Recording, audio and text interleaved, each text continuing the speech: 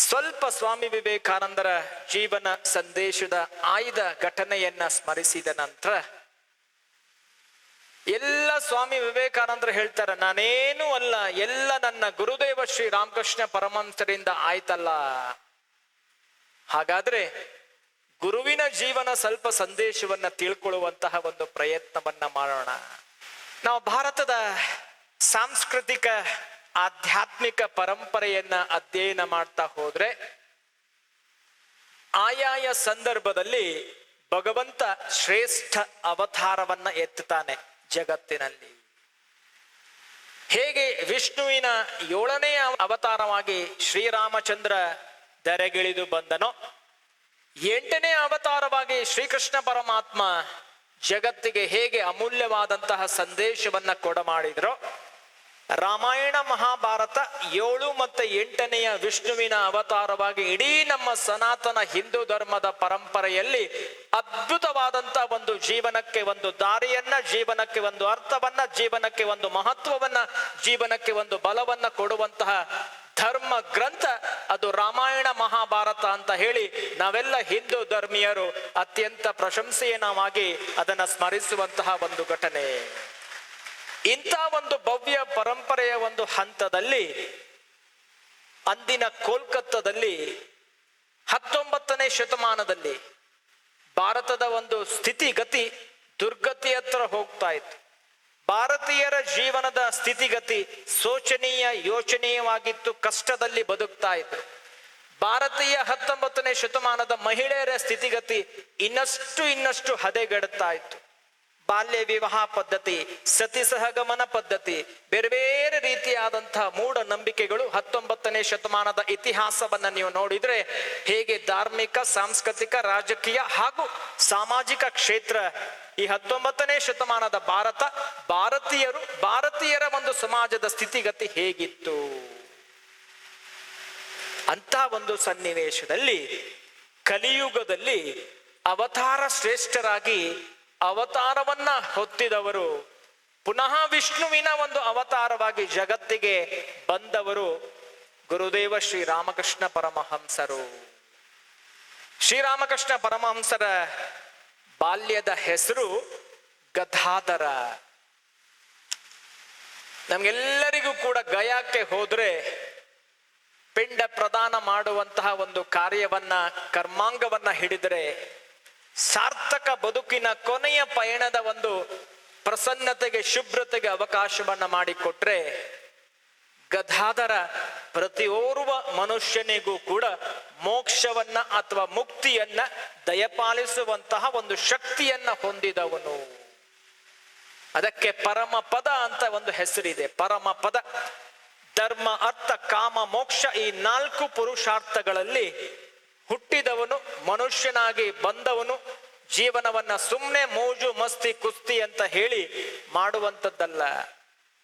ತಾನು ಉಸಿರನ್ನ ಬಿಡುವ ಮುಂಚೆ ಸಾರ್ಥಕ ಬಾಳ್ವೆಯನ್ನ, ಭಗವಂತನ ವಾಣಿ ಮತ್ತೆ ದರ್ಶನವನ್ನ ಪಡೆದು ಆತ್ಮ ಸಾಕ್ಷಾತ್ಕಾರ, ದೈವ ಸಾಕ್ಷಾತ್ಕಾರವನ್ನ ಪಡೆದುಕೊಂಡು ಮನುಷ್ಯ ಜನ್ಮದ ಒಂದು ಸಾರ್ಥಕವಾದಂತ ಒಂದು ಬಾಳ್ವೆಯನ್ನ ಭಗವದಾನಂದದ ಒಂದು ರೂಪದಲ್ಲಿ ರೂಪಿಸುವಂತಹ ಎಷ್ಟೋ ಸಂತ ಮಹನೀಯರು, ಎಷ್ಟೋ ಆದರ್ಶವಾದಂತಹ ಒಂದು ಋಷಿ ಮುನಿಗಳ ಪರಂಪರೆಯಲ್ಲಿ ನೀವು ದಾಸ ಶ್ರೇಷ್ಠರನ್ನ ತಗೊಳ್ಳಿ, ಅಥವಾ ರಾಮಾನುಜಾಚಾರ್ಯರು, ಮಧ್ವಾಚಾರ್ಯರು, ಶಂಕರಾಚಾರ್ಯರು, ಬೇರೆ ಬೇರೆ ಒಂದು ಪಂಥ, ಬೇರೆ ಬೇರೆ ಒಂದು ಸಾಧನೆಯನ್ನ ತಗೊಳ್ಳಿ, ಒಬ್ರಲ್ಲ ಒಬ್ಬರಿಗೆ ಭಗವಂತ ಹಲವು ರೀತಿಯಲ್ಲಿ ದೇವತೆಗಳು ಅವರ ಸಾಧನೆಗೆ, ಅವರ ತಪಸ್ಸಿಗೆ, ಅವರ ಭಕ್ತಿ ಶ್ರದ್ಧೆಗೆ ಒಲಿದು ಅವರಿಗೆ ವಿಶೇಷವಾದಂತಹ ದರ್ಶನವನ್ನ ಕೊಟ್ಟು, ಅವರಿಗೆ ವಾಣಿ ದರ್ಶನವನ್ನ ಕೊಡ್ತಾ ಮುನ್ನಡೆಸಿದಂತಹ, ರಕ್ಷಿಸಿದಂತಹ, ವಿಶೇಷವಾಗಿ ಕೃಪೆ ಹರಿಸಿದಂತಹ ಈ ಭಗವತ್ ಕೃಪೆ ಅನ್ನುವಂಥದ್ದು ಬೇಕಾದಷ್ಟು ಸಂತ ಮಹನೀಯರ ಜೀವನ ಚರಿತ್ರೆ ನಮ್ಮ ಕಣ್ಣೆದುರುಗಡೆ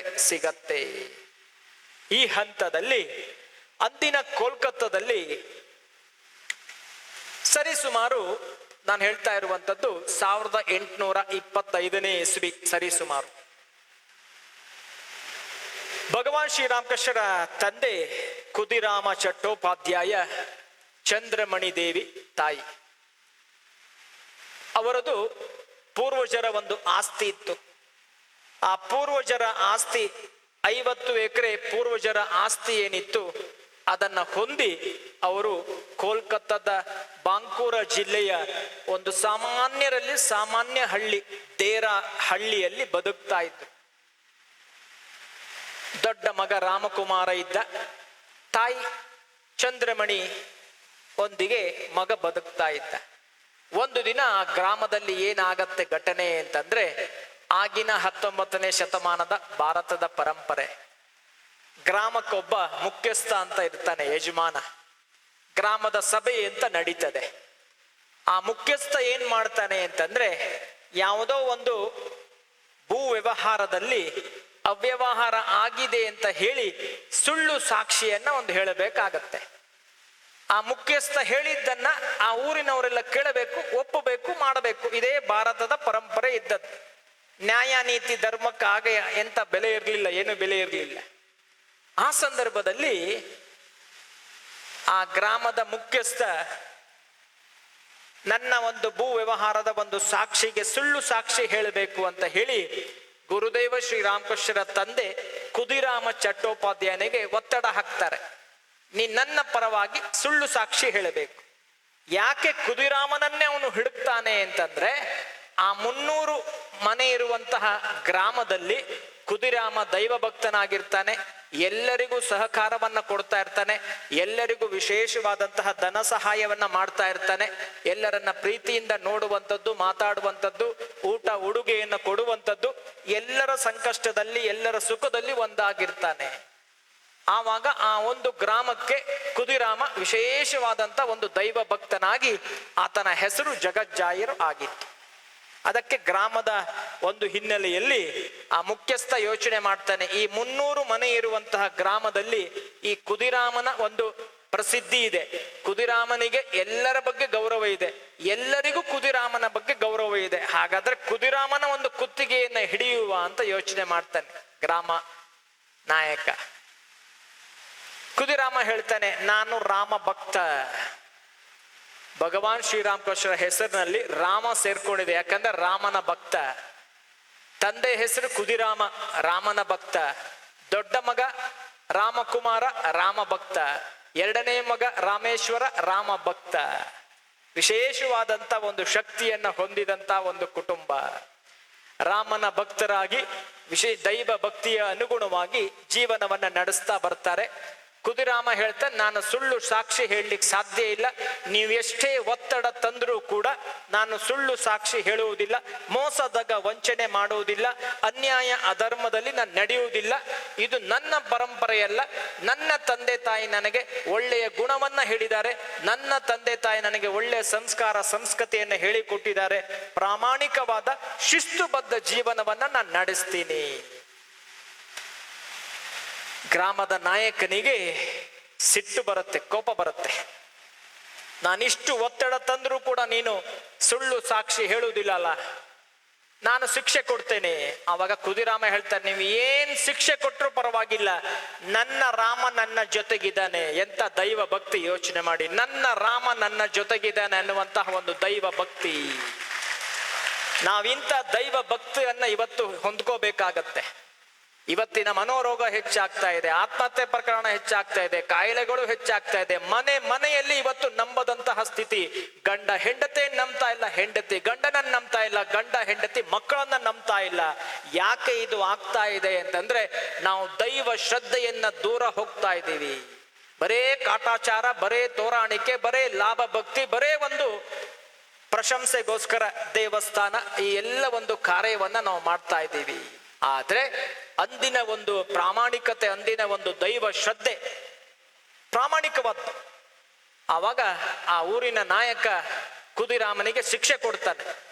ನೀನು ಸುಳ್ಳು ಸಾಕ್ಷಿ ಒಪ್ಲಿಕ್ಕೆ ತಯಾರಿಲ್ಲಲ್ಲ, ಹಾಗಾದ್ರೆ ನಿನ್ನ ಪೂರ್ವಜರ 50 ಎಕರೆ ಆಸ್ತಿಯನ್ನ ಜೊತೆಯಲ್ಲಿ ಇದೇ ಗ್ರಾಮದಲ್ಲಿ ಬಿಟ್ಟು ನೀನು ನಿನ್ನ ಕುಟುಂಬ ಈ ಗ್ರಾಮದಿಂದ ಹೊರಗೆ ಹೋಗ್ಬೇಕು.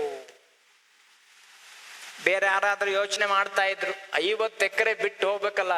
ಹಾಸನದಲ್ಲಿ ಎಕರೆಗೆ ಎಷ್ಟಿದೆ ನಿಮ್ಗೆ ಗೊತ್ತಿದೆ.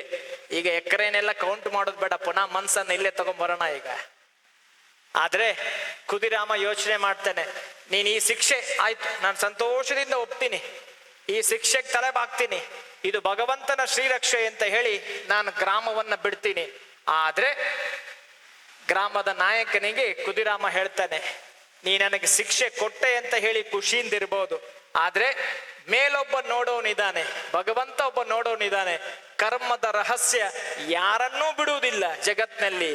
ಈಗ ನೀನ್ ನನಗೆ ಶಿಕ್ಷೆ ಕೊಟ್ಟು ನೀನು ಖುಷಿಯಿಂದಿರ್ಬೋದು, ಆದ್ರೆ ನನ್ನ ರಾಮ ಮೇಲ್ ನೋಡ್ಕೋತಾನೆ, ನನ್ನ ರಾಮ ನಿನ್ನನ್ನು ನೋಡ್ಕೋತಾನೆ.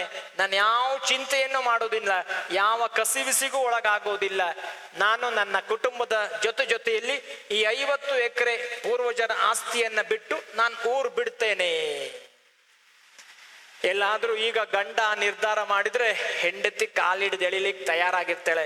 ಅಯ್ಯೋ ದೇವ್ರೇ, ನಿಮ್ಗೆ ತಲೆ ಇದೆಯಾ? 1 ಎಕರೆ ಅಲ್ಲ, 50 ಎಕರೆ. ಅಯ್ಯೋ ದೇವ್ರೇ,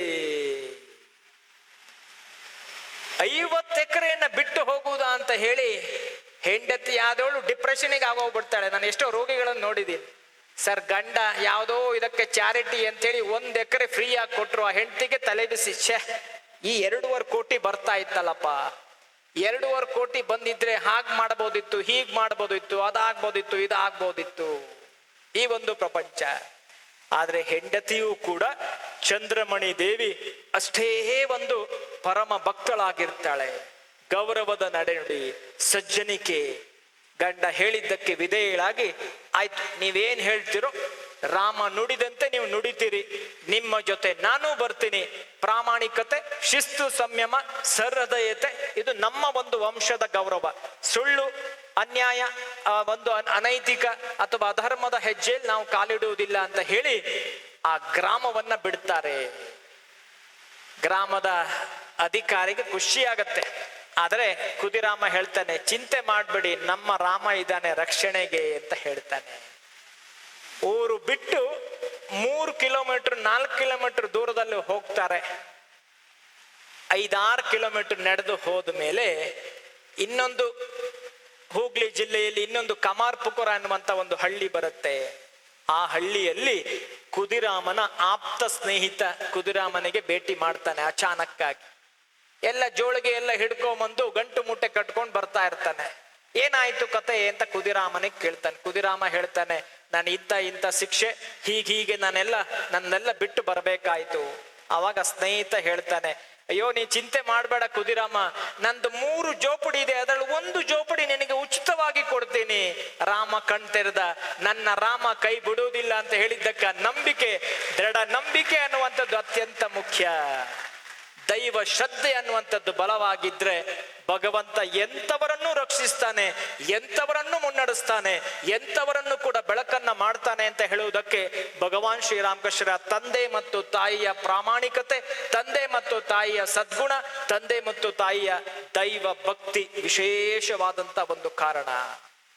ಯಾವಾಗ ಕಾಮಾರ್ಪುಕರ ಹಳ್ಳಿಯನ್ನ ತಲುಪುತ್ತಾರೆ, ಹೊಸ ಜೋಪಡಿಯಲ್ಲಿ ಹೊಸ ಜೀವನ ಪ್ರಾರಂಭ ಆಗತ್ತೆ. ದೊಡ್ಡ ಮಗ ರಾಮಕುಮಾರನ ಜೊತೆಯಲ್ಲಿ ನಡೀತದೆ. 1-2 ವರ್ಷದ ಜೀವನ ನಡೆದ ನಂತರ ತಂದೆ ಕುದಿರಾಮ ಯೋಚನೆ ಮಾಡ್ತಾನೆ, ಹೇಗೂ ದೊಡ್ಡ ಮಗ ಇದ್ದಾನೆ, ಅಮ್ಮನ್ನ ನೋಡ್ಕೊಳ್ಳೋಕೆ ನಾನು ಪುಣ್ಯಕ್ಷೇತ್ರ ಕಾಶಿ ಗಯಾ ಇದೆಲ್ಲ ಒಂದು ಹೋಗಿ ಬರ್ತೇನೆ ಅಂತ ಯೋಚನೆ ಮಾಡ್ತಾನೆ.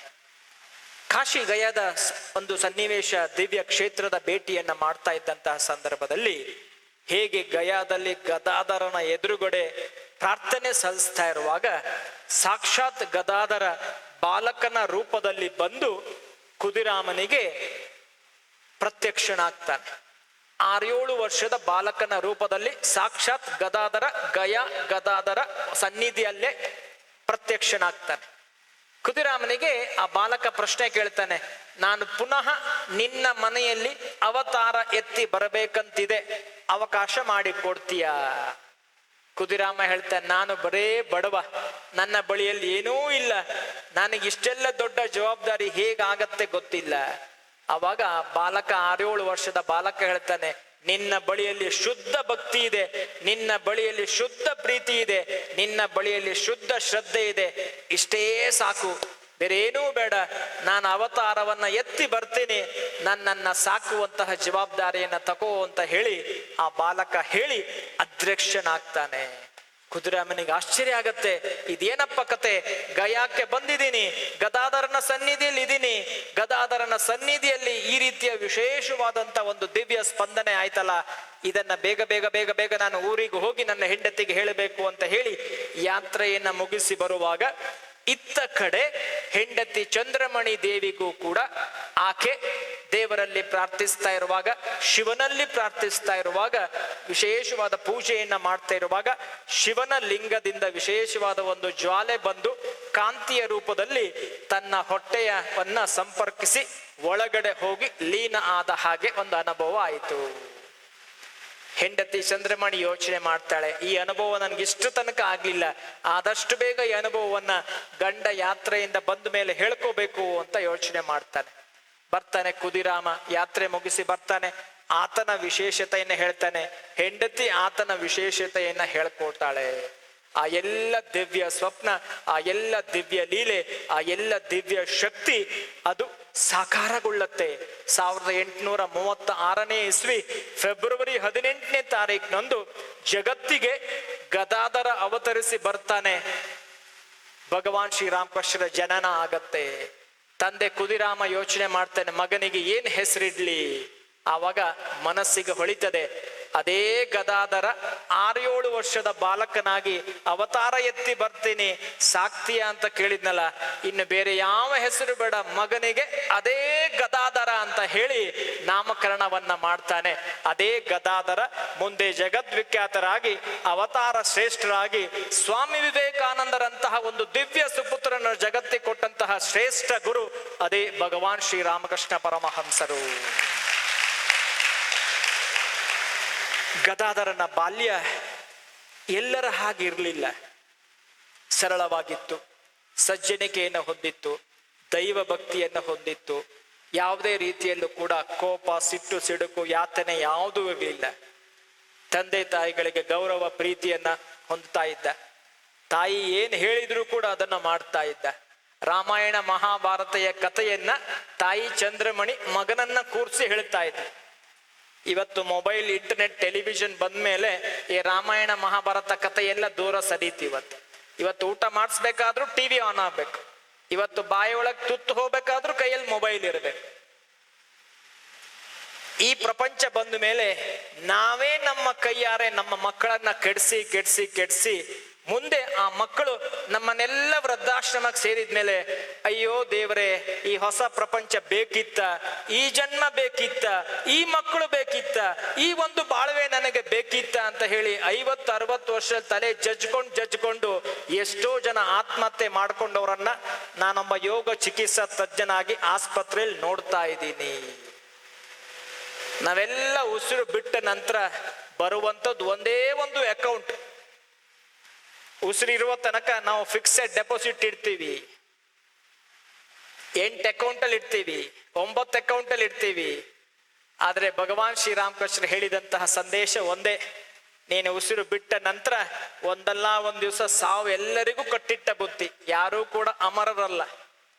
ಆದ್ರೆ ನಾವು ಒಂದು ಉಸಿರು ಬಿಟ್ಟ ನಂತರ ದೇಹಕ್ಕೆ ಸಾವು, ಆತ್ಮಕ್ಕೆ ಸಾವಿಲ್ಲ. ಆತ್ಮ ತನ್ನ ಪಯಣವನ್ನ ಪ್ರಾರಂಭಿಸುವಾಗ ಪುನರ್ಜನ್ಮ ಅಥವಾ ಪುನಃ ಬೇರೆ ಬೇರೆ ರೀತಿಯಾದಂತಹ ಒಂದು ಮೋಕ್ಷ ಕರ್ಮ ಸಿದ್ಧಾಂತಕ್ಕೆ ಹೋಗುವಾಗ ಆ ಆತ್ಮ ತಕೊಂಡು ಹೋಗುವಂಥದ್ದು ಒಂದೇ, ಪುಣ್ಯದ ಅಕೌಂಟ್ ಮಾತ್ರ ತಕೊಂಡು ಹೋಗುತ್ತೆ. ಕಿವಿಯ ಮೇಲೆ ಒಂದು ಟಿಕ್ಲಿ ಇದ್ರೂ ಕೂಡ ಬಿಡುವುದಿಲ್ಲ, ಅದು ಡೆಡ್ ಬಾಡಿ, ಅದು ಮುಗ್ದೋಯ್ತು. ನಿನ್ನೆ ತನಕ ನಂದೇ ಯಜಮಾನ್ರು, ನಿನ್ನೆ ತನಕ ನಂದೇ ಮನೆಯವರು, ಇವತ್ತು ಉಸಿರು ನಿಲ್ತು ಅಂತಂದ್ರೆ ಅದು ಡೆಡ್ ಬಾಡಿ, ಮುಗ್ದೋಯ್ತು. ಆ ಡೆಡ್ ಬಾಡಿಲಿ ಇದ್ದದ್ದು ಕಿವಿಲಿದ್ದದೆಲ್ಲ ತೆಗಿಯ ಬೇಡ, ಅದು ಡೆಡ್ ಬಾಡಿ ಕುತ್ತಿಗೆಲಿದ್ದದೆಲ್ಲ ತೆಗಿಯ, ಯಾವುದು ಬೇಡ. ಜೀವ ಇದ್ದಾಗ ಅಯ್ಯೋ ನೀವಿದ್ರೆ ಮಾತ್ರ ನಾನು ರೀ, ನೀವಿದ್ರೆ ಮಾತ್ರ ನಾನು. ಜೀವ ಹೋಯ್ತು ಅಂತಂದ್ರೆ ಡೆಡ್ ಬಾಡಿ. ಅದನ್ನ ಭಗವಾನ್ ಶ್ರೀರಾಮಕೃಷ್ಣರು ಸುಂದರವಾಗಿ ಹೇಳಿದ್ರು. ನರೇಂದ್ರನಲ್ಲಿ ರೂಪಿಸಿದಂತಹ ಶಿಕ್ಷಣ ಇದೇ ಶಿಕ್ಷಣ. ಅಂತ ಒಂದು ಸಂಸ್ಕೃತಿ ಭಗವಾನ್ ಶ್ರೀರಾಮಕೃಷ್ಣರ ಬಾಲ್ಯದಲ್ಲಿ ಅವರ ತಾಯಿಯವರಿಗೆ ತುಂಬಿಸ್ತಾರೆ.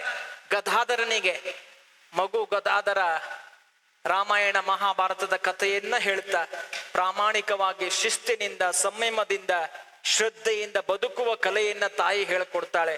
ಅದಕ್ಕೆ ನಾನು ಕನ್ನಡ ಮಾಧ್ಯಮದ ಸರ್ಕಾರಿ ಶಾಲೆಯಲ್ಲಿ ಓದ್ದವನು. ಬಾಲವಾಡಿಯಲ್ಲಿ ನನಗೆ ಹೇಳಿಕೊಟ್ಟಿದ್ದು ಒಂದೇ, ತಾಯಿಯೇ ಮೊದಲ ಗುರು, ಮನೆಯೇ ಮೊದಲ ಪಾಠಶಾಲೆ.